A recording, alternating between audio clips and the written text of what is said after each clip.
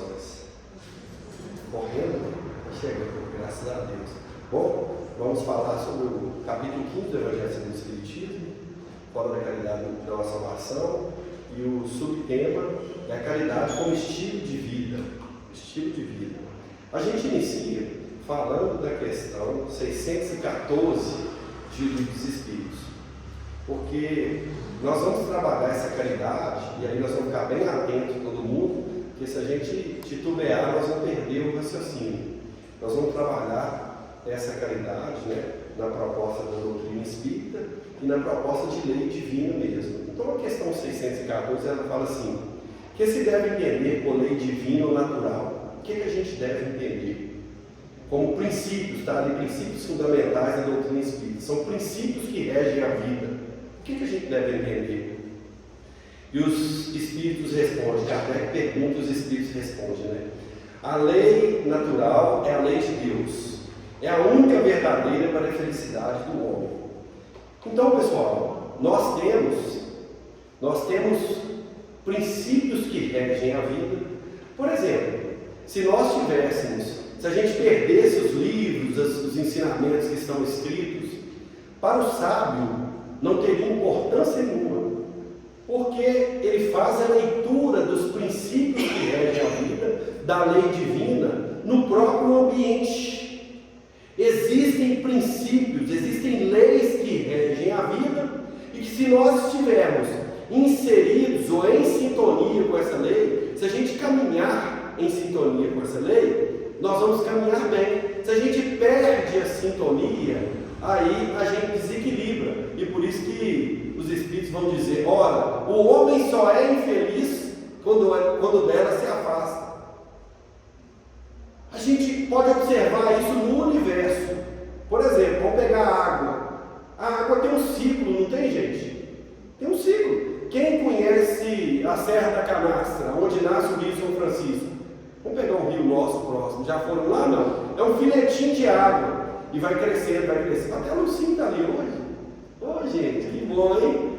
Ô, gente, e aí a água vem crescendo, vai se avolumando um rio, não é, gente? E aí vai pegando outros riachos que desaguam lá e tal. E vai para onde, pessoal? Para o mar, cai no mar. E do mar ela vai para onde? Para onde, Maria? Do mar ela vai para onde? Evapora vai para onde, gente? Para as nuvens, não é? E das nuvens? Volta, ela precipita e cai aqui, porque a gente vive sem água. Não vivemos sem água, não é um ciclo, não parece algo muito natural, acontece um monte de coisa, tem dia, tem noite. A lei divina está escrita na natureza e a gente não observa, ela está aí. Aí você pega uma sementinha pequenininha, vamos pegar uma semente de laranja, você projeta na terra, um palmo da terra, num ambiente escuro, não é? O que ela faz? Ela vai buscar a vida, não é assim? Porque tudo conspira para a vida. Então ela naquela fragilidade, num galinho, tenro, fraquinho, mas ela vai saindo daquele ambiente escuro, buscando a luz.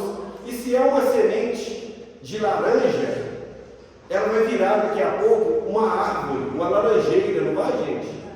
Uma laranjeira. E essa laranjeira vai produzir abacate, manga, abacaxi? Não, vai produzir laranja. São questões muito bem acertadas. Se eu deixo esse microfone aqui, se eu solto ele aqui, pego ele e solto ele vai cair no chão, não vai? Por quê? Por que ele cai no chão? Porque existe uma lei chamada lei de gravidade, que agora se fosse um ambiente que não tivesse gravidade, eu solto o microfone e ele fica flutuando. São tudo leis que regem a vida. Então, quando eu me corto, por exemplo, estou lá trabalhando na cozinha e cortei, todo o seu organismo biológico, todos os micro-organismos trabalham para fechar aquele ferimento. Vocês já observaram isso? Está tudo trabalhando no mundo inteiro para para fechar aquele ferimento. E depois dele fechado, ele vai cicatrizar. Porque se ele continuar aberto, corre o risco de, por causa dessa hemorragia, você desencarnar. Porque o seu organismo precisa estar todo cobertinho, todo fechado. Coisas que a gente nem pensa e que acontecem, mas que são leis que regem a vida. Então a gente precisa isso tem que estar claro para nós, tá? Não é o que está no livro, não é porque Jesus falou, porque está no livro dos Espíritos, não, porque são princípios básicos que regem a vida. E se a gente entende esses princípios básicos que regem a vida, e a gente vive conforme esse entendimento, aí nós entramos em equilíbrio. Quando a gente afasta desses princípios, a gente entra num processo de infelicidade lá. E o homem só é infeliz porque dela se afasta. Então o que a gente precisava fazer? Compreender esses mecanismos da vida, esses princípios que regem a vida, viver conforme eles e seguir a nossa caminhada em busca de adquirir nossas virtudes, nossos valores, nossa evolução intelectual e moral. Bom, olha o que o Dhammapada fala no verso 2, que é extraordinário essa obra. Se com uma mente pura alguém fala ou age, a felicidade o acompanha como uma sombra. Porque Kardec, os Espíritos falaram, o homem só é infeliz porque dela se afasta. Olha que interessante, com uma mente pura. Porque mente e coração vai dizer Jesus, né? Bem-aventurados que têm puro coração. Por quê, gente? Porque os puros coração, vai acontecer o que com eles? Bem-aventurados que têm. Porque na bem-aventurança tem sempre uma resposta para a bem-aventurança. Né? Assim, os brandos e pacíficos, o que acontece com eles? Herdarão a terra regenerada, não é? E os puros de coração? O que acontece com eles? O que, gente? Fala, presidente.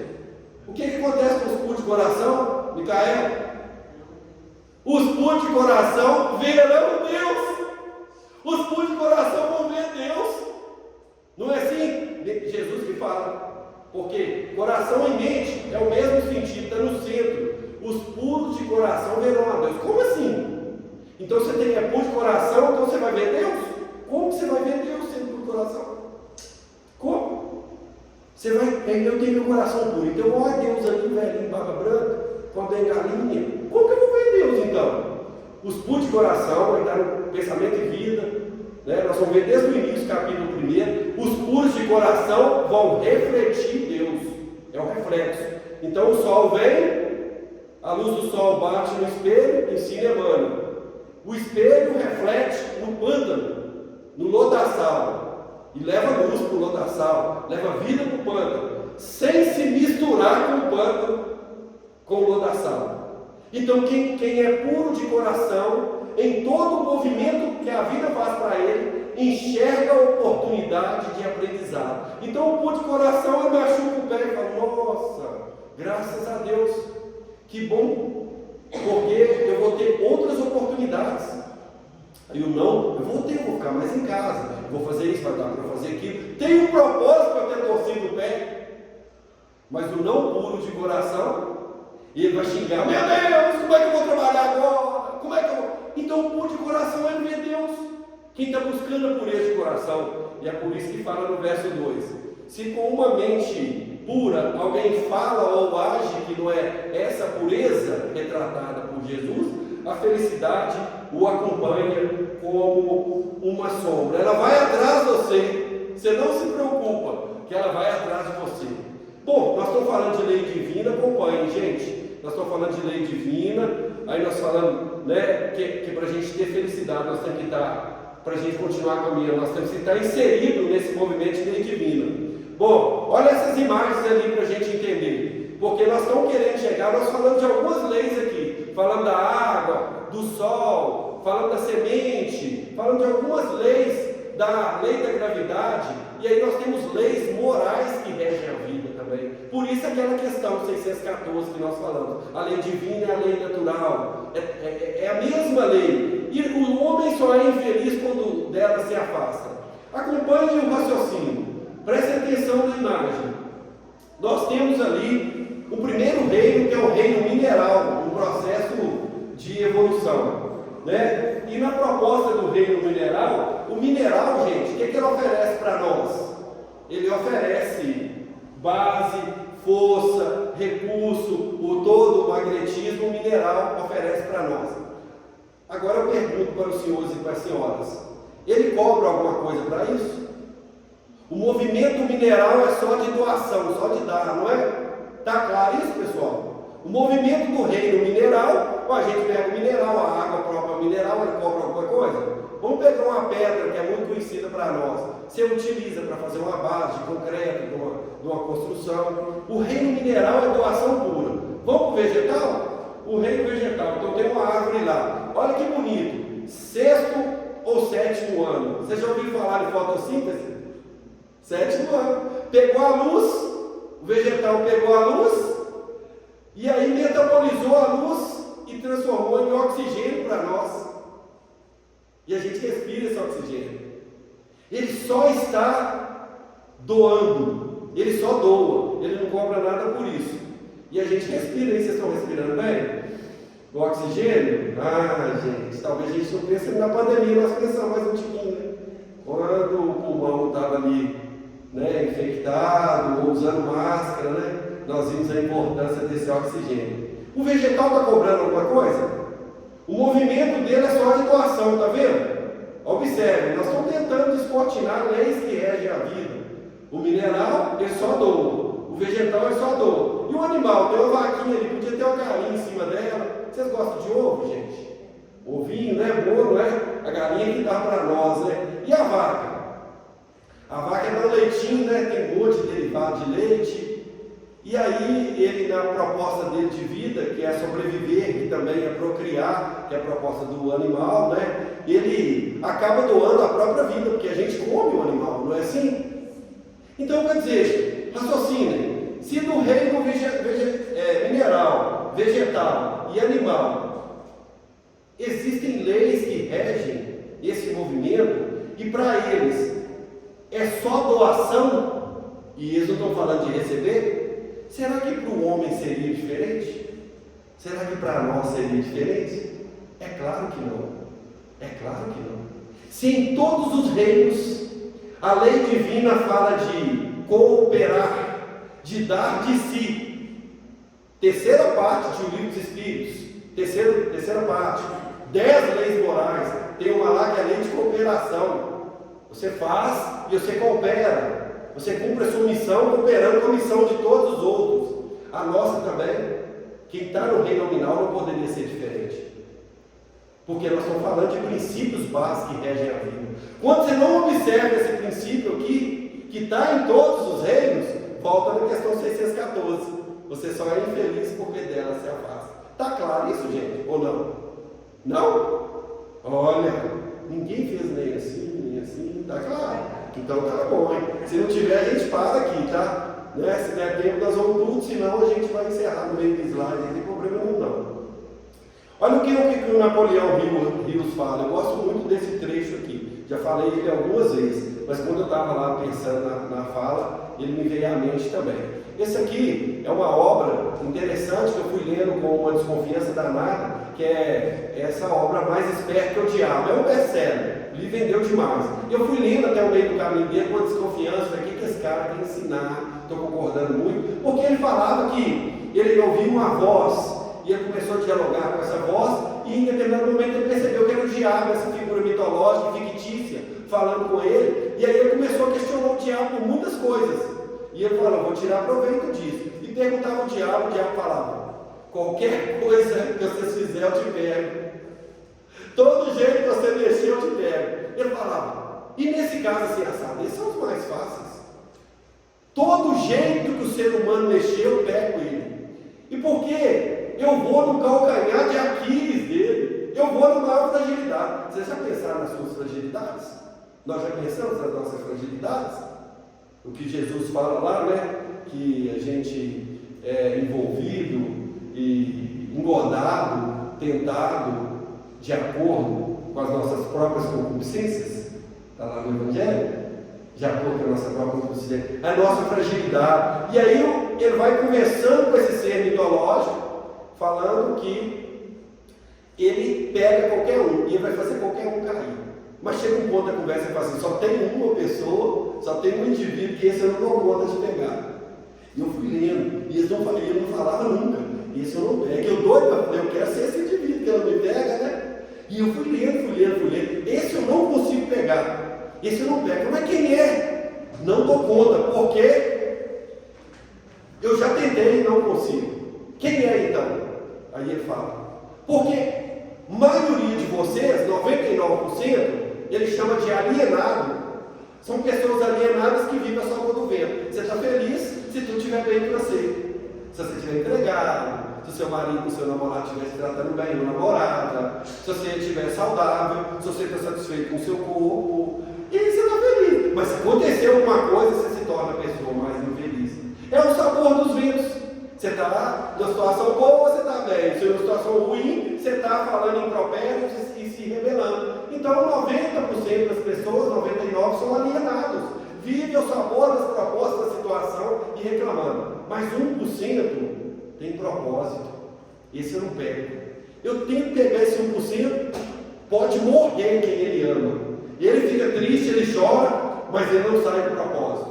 Pode acontecer o que quiser acontecer com ele, mas ele não sai, ele continua. Obrigado, Patrícia. Obrigado, dentro da prática da caridade aqui, né? Que bom. Já valeu uns minutinhos, né? Então, gente, olha bem, propósito, ter propósito. Ele fala assim, esse eu não consigo pegar, esse aí eu não dou conta de pegar, sabe por quê? Quando eu adoeço ele fala, existe uma finalidade para eu ter adoecido. Quando ele perde o serviço, ele fala, alguma coisa eu preciso aprender com isso. Quando alguém agride ele fala, ele deve estar com algum problema e eu preciso aprender. Ele não foge do propósito dele. É o propósito, que a gente confunde muito com planejamento, um plano, né? A gente confunde com plano. Meu propósito é viajar para os Estados Unidos. Bem, não tenho dinheiro, viajei. Posso morrer agora, então já cumpri o meu propósito. Meu propósito, então, é casar e ter filho. Parece que é uma proposta boa, né? Mas não é propósito. Isso é um planejamento. Aí você casa e tem filho. Pode morrer agora. Já cumpriu o propósito. O propósito é perene. É a sua conexão com o divino. É a sua conexão com o ideal. É assim que ensina o Cristo. É assim, por isso que eu falava, o reino de Deus, sempre falando dessa proposta. É a sua conexão. Então, quem tem proposta, acontece propósito. Quem sabe o que quer, está definido dentro dele. E é algo que transcende a matéria. Porque se o seu propósito parar na matéria também, ele é frágil. Ele é fragilizado. Pensa bem, por isso que Kardec, numa questão que não está aqui, fala assim, você tem uma fórmula, pergunta para os espíritos, mais ou menos comum a todos para a felicidade? Aí fala assim, do ponto de vista material, responde os espíritos, é a posse do necessário. Do ponto de vista espiritual, é a consciência tranquila e encerra assim, e a fé no futuro. Olha a pergunta, fórmula da felicidade.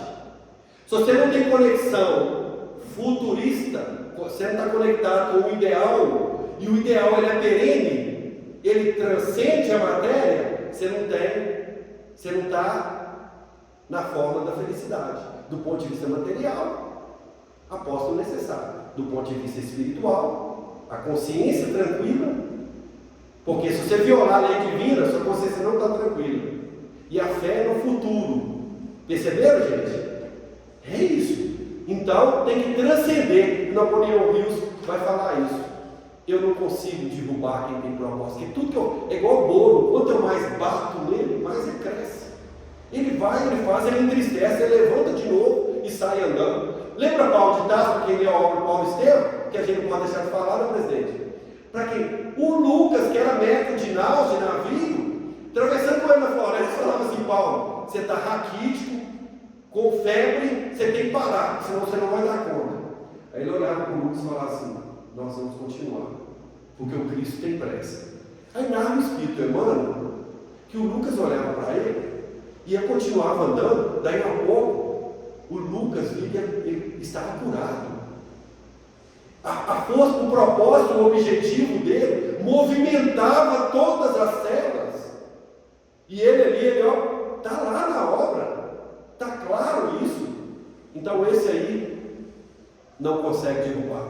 Encarnado ou desencarnado, você continua naquele objetivo. Não é nada, é fazer conexão com a sua identidade. Cada um daquele reino que nós passamos ali tem uma identidade, eu voltei ali, cada um tem um objetivo, tem uma razão de ser, de estar aqui, e ela é semelhante para todos. Por isso que fora da caridade não há salvação, é o tema do capítulo 15, ela é semelhante para todos, é questão racional. Eu não preciso nem estar dentro de casa espírita, nem ambiente religioso nenhum para saber disso. Eu preciso identificar isso na vida e caminhar em sintonia com ela. E aí vai dizer o Victor Frankl, que é um cara extraordinário, que escreveu uma obra, como é que chama? Em Busca do Sentido, Victor Frankl, um livrinho assim, leia para vocês verem. Ele estava no Holocausto, na Segunda Guerra Mundial, todo mundo morrendo, a vida mal baratada, e aí o indivíduo cavava a próprio túmulo dele ali, ele cavava, daí a pouco jogava ele lá para dentro, a vida não valia mais nada, e as pessoas começaram a não dar valor nenhum na vida. Mas ele não, sabe por quê? E ele escreve essa frase: quem tem um porquê, suporta qualquer como. Não interessa o que vem, a experiência que você está vivendo, porque você tem conexão. Não interessa, desencarnou, adoeceu, valeu, é isso, aquilo, outro, veio, o Brasil vai entrar em colapso financeiro, não sei o que tem, mas você tem um porquê. Tem forças ocultas que direcionam, você tem conexão com o divino. Se você tem um porquê, e para eu falar que fora da caridade na salvação, foi o Kardec que falou, a gente precisa considerar a lei divina e considerar que esse movimento do bem, na prática do bem, faz parte dessa lei divina.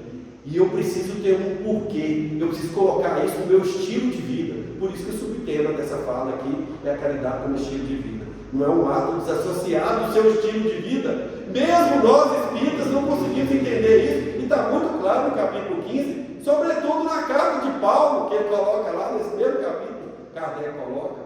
Então, quem tem um porquê, diz Victor Frankl, suporta qualquer como. Se você está conectado com um objetivo, com um propósito, a forma que vai acontecer não vai te tirar do caminho, não tira. Do jeito que vier, você continua caminhando. E ele também, eu gosto dessas duas falas dele demais da conta, porque, na verdade, o suportar qualquer como, nas aflições da vida, nas refregas da vida, o que a gente tem feito para suportar qualquer como, é dando resposta instintiva, como se animal nós fôssemos.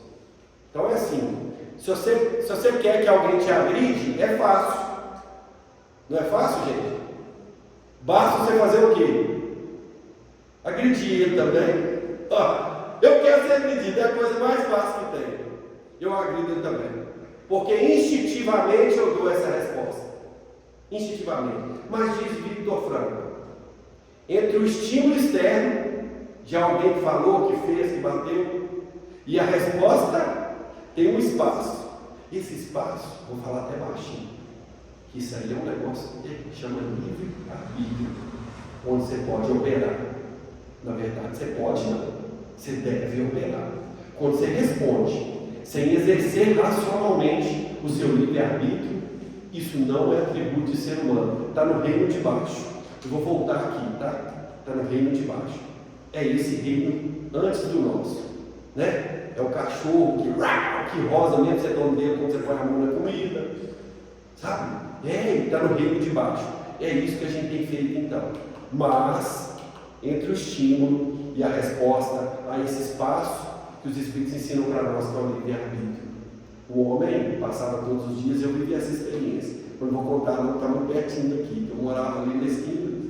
Aí a minha eu não vou contar, não, vou contar de Divaldo. Se eu contar, a Dari vai saber quem que é, que eu moro ali também, então não vou contar. Mas do Divaldo eu vou contar. O Divaldo fala do camarada que passava e cumprimentava o outro todo dia. Minha experiência foi com cumprimento também. Mas durou só 2 anos. Depois passou, só fiquei cumprimentando 2 anos. E ele cumprimentava o rapaz da revista e o cara sisudo ele ficava, ele não olhava para ele. E aí o outro da loja do lado falou, cara, Tem um homem que eu vejo você passando e dando bom dia, fulano e tal, com essa cara boa, e ele não te cumprimenta, por que você continua dando bom dia para ele? A gente continuaria? Nós continuaríamos, gente? Um ano? Muito difícil, né? Sabe por quê?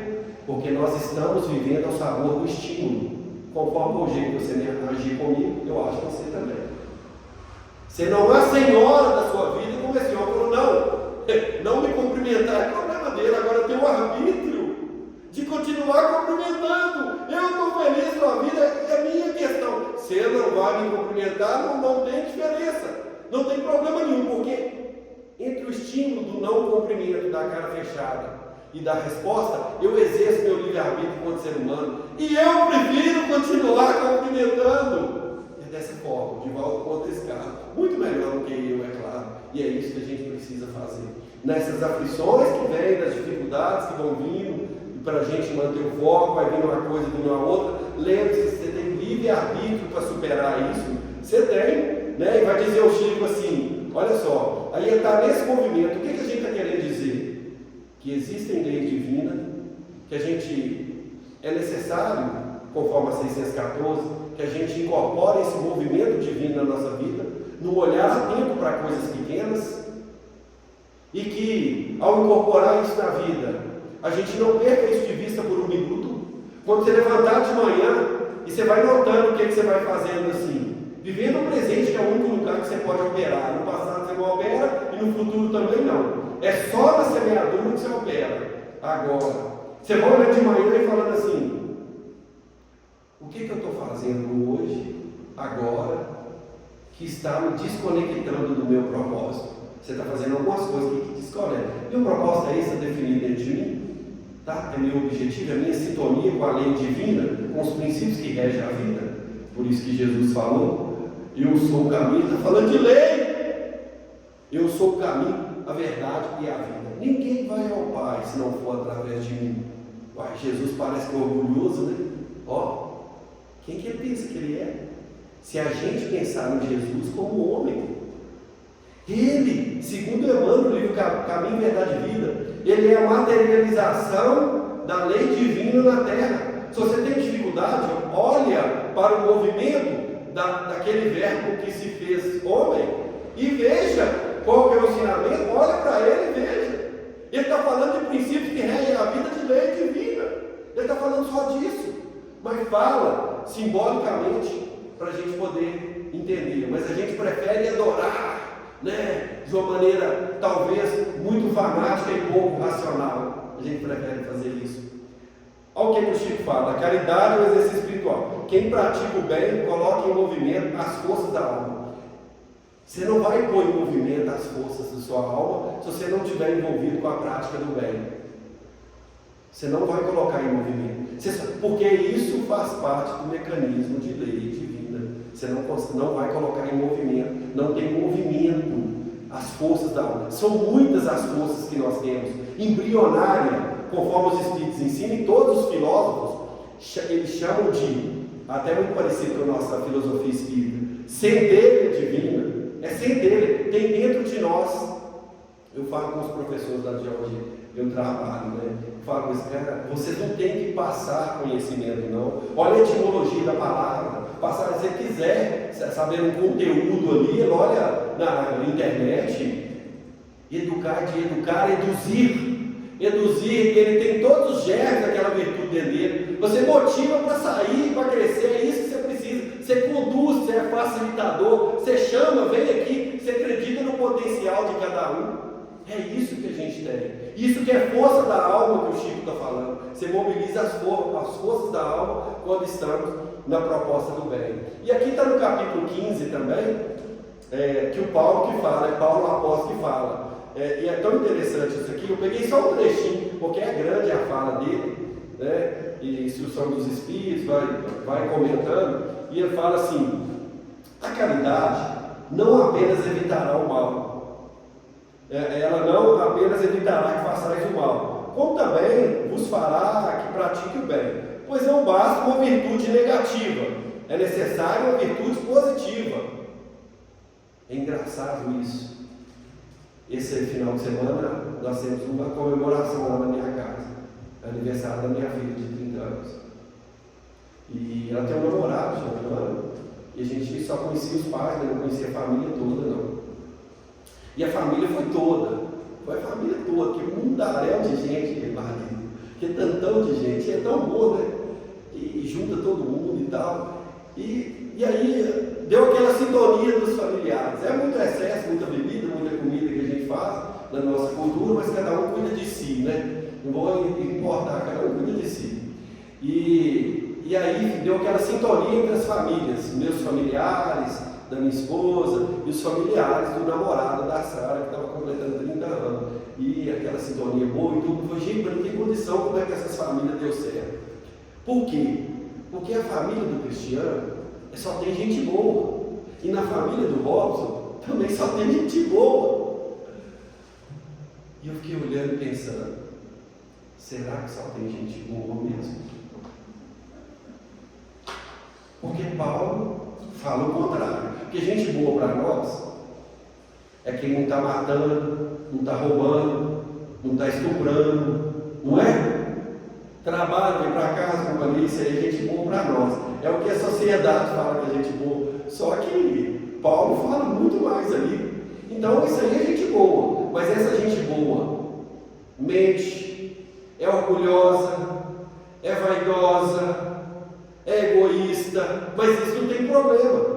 Se ele estiver no patamar social aceitável, ele é considerado gente boa. Mas aí o Paulo fala assim, não basta uma virtude negativa. O que Paulo está falando, gente? Está no Evangelho segundo o Espiritismo, capítulo 15. Não basta só ser gente boa, porque isso é uma virtude negativa. Você tem que operar no bem. Você tem que operar no bem. Aí tem outra questão no livro dos Espíritos que fala a respeito disso. Kardec pergunta, bastará não fazer o mal para ser agradável a Deus? Kardec perguntando, basta ser gente boa para ser agradável a Deus e assegurar sua posição com a consciência tranquila, consciência futura? E os Espíritos respondem, não. E completa. Você vai ser responsabilizado por todo o mal que vier em razão do bem que você deixou de praticar. Não basta só ser gente boa, gente. Não basta. Não pensa que você está fazendo muito, não. Que não dá. Eu pago minhas coisas direitinho, pago os impostos, eu faço tudo direitinho, trabalho, conserto tantas motos por dia, faço meu negócio, tem nada, tem responsabilidade, tem família e tudo mais. Não basta. Não é só isso.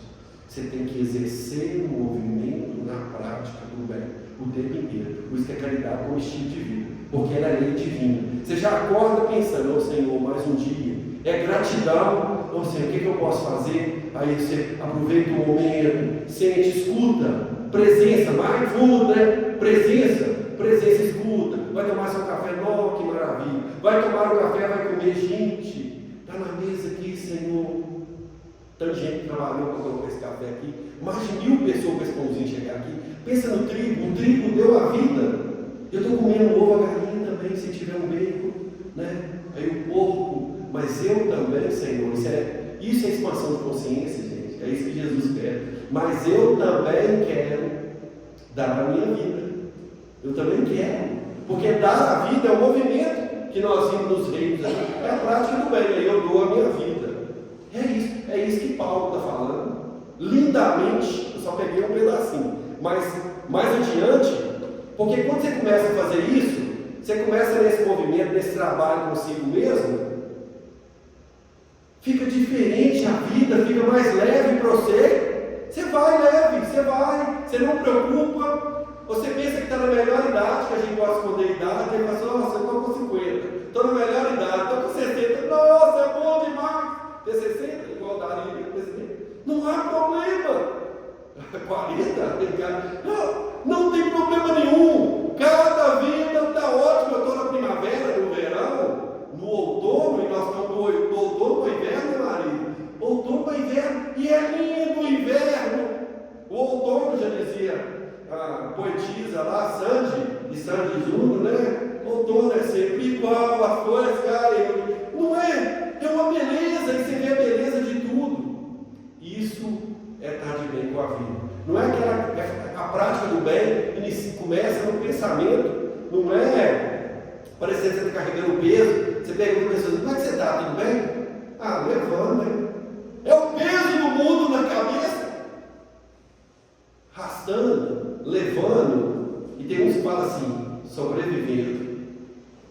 Se eu voltar às imagens aí, você vai ver que todos os outros reinos também sobrevivem. A planta sobrevive, é tudo sobrevivendo. Mas você está no outro reino. Será que é só sobreviver? Não tem algo que você tem que oferecer, não? Lei de cooperação, terceira parte dos Espíritos. Ele está falando de lei. Não tem algo que você tem que oferecer para a vida, não? Se não só trocar energia. Você troca energia, ganha energia, que é o dinheiro, entrega de novo, compra o que você quer, vai. É só isso. Não tem um movimento maior, é só sobreviver e procriar, é do reino de baixo. É só isso. Tem um movimento maior que isso, não? Não existe um movimento. Pensa, não tem algo para você fazer? O livro do Espírito fala missão dos Espíritos, questão máxima, não sei se é 60, acho que é. E aí fala da missão de cada um de nós. Então, eu peguei só um trechinho, isso aqui é o início do capítulo. Fala assim, é aquela parábola do juízo final, está lá no início do capítulo, fala assim: quando o Filho do Homem vier em sua majestade, colocará os bodes à esquerda, as ovelhas à direita, e dirá aos que estão à direita: vinde benditos, tomai posse do reino que vos foi preparado. Porque tive fome e me deste de comer, tive sede e me deste de beber, tive frio, lembra? Vocês lembram dessa palavra? Aí eu peguei só o finalzinho dela. E os justos responderão. Está ali, né? Sabe por quê, gente? Quando você incorpora a prática do bem no seu estilo de vida, na proposta do capítulo 15, você começa a não perceber isso. Você começa a não perceber que você está fazendo bem. Porque o justo vai responder: mas Senhor, quando foi que nós tivemos com fome? Eu não sei quando eu fiz isso, não.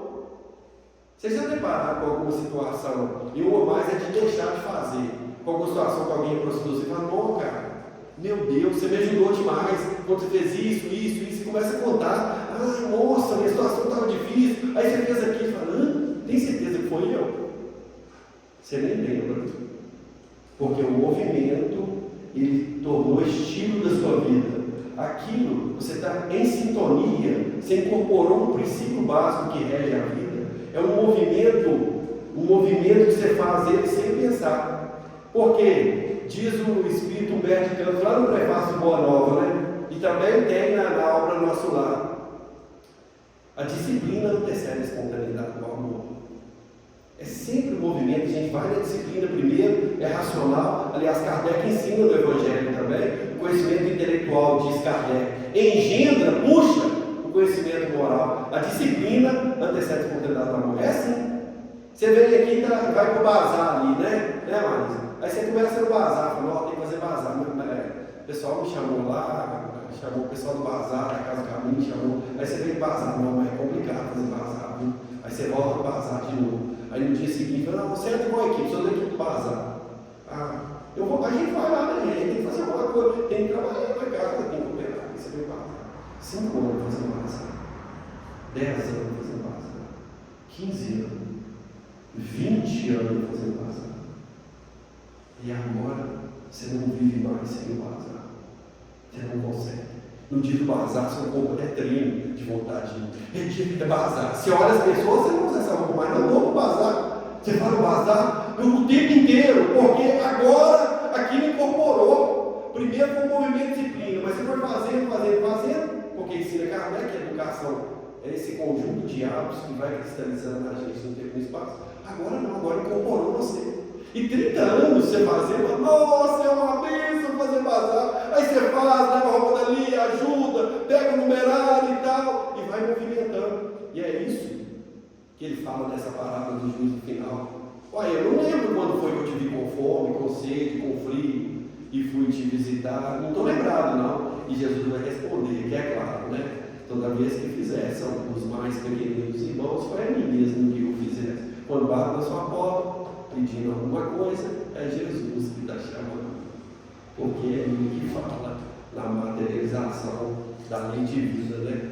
E aí, gente, está lá Allan Kardec falando, né? Isso aí é uma questão sine qua non, que eles falam no direito, né? O que é o sentido da palavra caridade. Benevolência para com todos, ela é muito filosófica. E só isso aqui daria para a gente conversar um bom tempo. Que fazer esse movimento de benevolência com todo mundo é algo bem complexo. É porque é estilo de vida. Olha para vocês verem. você já levanta o estilo de vida. Está com vontade de xingar? Aí o camarada fez uma coisa que você não concorda e tal. Não, mas é benevolência com todos. E indulgência, ele faça, não concorda, você é indulgente. Sabe por quê? Você respeita a filosofia de vida dele. Pode dar uma repercussão para ele depois, mas você respeita a filosofia de vida dele, que está em evolução também. E aí você vai respeitar como Jesus ensinou. Mas o Senhor também não me condena no capítulo da mulher adulta. Mas, e ele fala, eu respeito a filosofia de vida. Mas vai, e não faz de novo não, você vai dar problema para você de novo. Não torne a pecar. É isso. Ao amanhecer, está o filósofo estoico, Marco Aurélio. E nesse movimento nosso de aderir a essa proposta que Kardec coloca para nós, no capítulo 15, nós vamos encontrar problema, gente. Não vai não. Olha a proposta de Marco Aurélio. A história desse cara é assim, é fantástica. Porque era um imperador romano e ele viveu quase que na guerra. E na guerra ele escrevia e tinha esses conceitos, desde adolescente. Então uma alma muito acima da sua época. Muito acima. Estoicismo, né? Ao amanhecer, lembre-se. Então você fala hoje eu vou encontrar com pessoas ingratas, arrogantes, orgulhosas, agressivas, injustas, difíceis. Ainda assim, elas têm a mesma natureza que eu, elas estão no processo. Eu vou encontrar, prepara para encontrar. Você não vai encontrar só com pessoas que vão facilitar a sua caminhada nesse processo, não. Não, você vai ser testado o tempo inteiro. E eu vou falar com vocês uma coisa. Pode ser que você encontre mais rápido do que você pensa. Na hora que você olhar no espelho, é o primeiro que você está vendo. Pode ser que você encontre mais rápido. Então você sabe que essa proposta, isso vai acontecer. Mas tudo é para o meu bem. Isso aí vai acontecer, mas é para o meu bem. Sai com isso, não sai esperando fácil, não. Não sai esperando fácil, não. Porque a proposta, e aí mantém seu objetivo, mantém seu propósito. Eu adoro o imperativo categórico de Kant. Você fala assim, eu estou com dúvida então em agir. Eu quero a prática do bem, mas eu vou falar não, eu vou falar sim. O que eu vou fazer? Aí isso aqui é extraordinário. Isso aqui é evoluído demais, muito alto. Olha o que ele fala. Age apenas segundo a máxima tal qual possas ao mesmo tempo querer que ela se torne lei divina. É assim, olha, eu vou fazer isso, vou dar essa resposta para ele. Se todo mundo do planeta, ao deparar com essa situação, der essa resposta, é bom ou é ruim? A forma de você saber se você está certo ou está errado. A forma.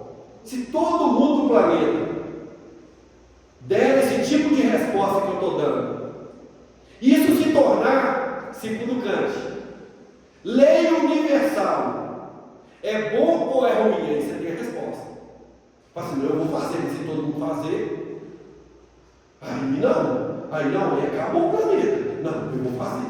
Pega a sua ação, para você entender, e transforma ela em lei divina. Se ela atender a todo mundo, a prática do bem. Se todo o planeta fizer bom, é claro, você é a lei divina. Então, no mínimo detalhe da sua vida, se todo mundo beneficiar, se todo mundo. Eu estou com dúvida, como é que eu faço? Eleva isso à lei divina, descante. Aí ele vai falar do dever, né? Antes de agir, pergunta se sua atitude poderia valer para todos, sem exceção. A moral de Kant não nasce da conveniência, mas do dever. Agora, a gente pensa assim, qual que é esse dever? Dever de fazer minhas obrigações, de marido, de esposa, de vizinho, na sociedade? Não. Sabe o que Kant está falando? O dever de ser humano. É o dever de ser humano. Nenhum animal pode adquirir virtude, nem valor e nem sabedoria. Nenhum animal consegue perdoar. Nenhum animal opera no bem. Nenhum. Por mais que a ação instintiva dele, você acha que é, mas não é. Porque isso é coisa de ser humano. Por isso que Kant fala do dever. E aí, gente, nesse movimento todo, nessa busca nossa de conexão com o nosso propósito, o que Kardec apresenta no capítulo 15, na prática do bem, fora da caridade, não tem processo de evolução, não tem salvação, né? Vamos dizer assim, salvação no sentido de equilíbrio, não é de salvacionismo, não, é de equilíbrio mesmo. Nós vamos ver ali o Bhagavad Gita também, que é uma obra extraordinária, falando assim, tem direito à ação, mas não aos frutos da ação, porque a gente pensa assim, não, criei esse menino com zelo, e agora o que ele me dá em troca? Eu fiz isso assim, assado, com tanta coisa, e agora não. Nosso negócio é cooperar no presente com a semeadura. Agora os frutos não preocupam não, que pertencem ao Cristo. Aí é o governador do planeta. Os frutos não. Você tem direito à ação. Seu movimento é ação, não é agora, é nesse momento. Mas não espera os resultados dos frutos não. Quando você tem conexão com a prática do bem, isso vai vir automático, mas você não espera. Porque, de fato, você tem direito à ação. Mas não dos frutos da ação, porque senão você vai frustrar. Quando nossas relações são muito de troca, né? Sempre assim. Você me dá, que eu te dou também. Se você não cumprir sua obrigação, não cumpre a minha também. Em todo sentido, ela é de troca. Mas aí, olha o que a gente está falando, que é o próprio Cristo que ensina isso, né? Você tem direito à ação. Nosso movimento é só de semeadura. Não preocupa, que se ela tiver conexão com os princípios que regem a vida, aí sim, aí está resolvido.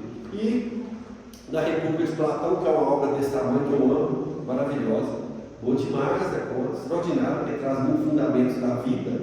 E Sócrates e Platão está na introdução do Evangelho segundo o Espiritismo. Olha o livro do Espírito, é o Evangelho. O Evangelho segundo o Espiritismo está toda a filosofia de Sócrates e Platão, porque são precursores. Foi Jesus que mandou essa turma. Está lá, pega a introdução, é todinho explicando a filosofia de Sócrates e Platão, falando assim, eles vieram na frente para abrir o caminho, toda em conexão. Aí o Platão fala assim, o bem é a fonte de tudo, o que é belo e justo. A fonte de tudo que é belo e justo é o bem. A beleza, não a beleza como a gente vê esteticamente, mas a beleza interior, uma beleza que você sente, não é a beleza que você vê, é a beleza que você sente e te dá uma sensação assim, de saudosismo, porque ela está em conexão, sabe? É isso. O bem é a fonte, são princípios que regem a nossa vida. E é por isso que Jesus trouxe tanto ensinamento para nós, mostrando que a gente precisa dar continuidade. Ele vai dizer, quem quiser vir após mim, tome seus compromissos, sua cruz e siga-me. Porque quem fazer diferente ou quiser salvar a vida, na linguagem vulgar, perdê-la-á. Mas quem perdê-la, na linguagem do mundo, por amor de mim, e que não é homem, é o que simboliza a lei divina, e do meu evangelho, que é a própria lei, ganhá-la-á. E é completa. De que vale o homem ganhar o mundo